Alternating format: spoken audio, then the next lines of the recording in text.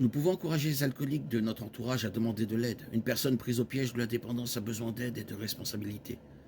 Il existe de nombreux programmes de rétablissement centrés sur le Christ qui aident des milliers de personnes à se libérer des chaînes de la dépendance.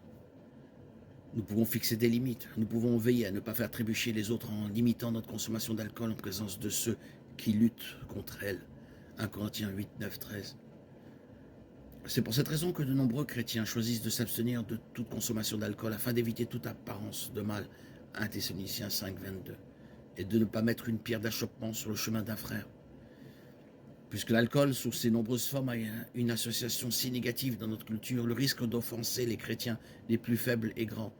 Nous devons peser notre liberté par rapport à la possibilité d'amener les autres à pécher ou de dérouter les non-croyants qui associent l'alcool à leur propre mode de vie pécheur.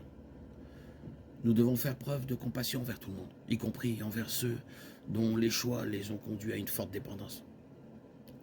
Cependant, nous ne rendons pas service aux alcooliques en excusant ou en justifiant leur dépendance.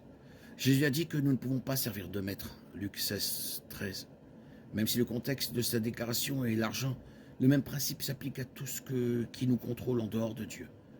Nous devons faire tout ce que nous pouvons pour aider les gens à se libérer de toute emprise de péché qui les lie, afin qu'ils puissent servir et adorer Dieu de tout leur cœur et être centrés sur Dieu seul, centrés sur le Christ et non sur leur addiction.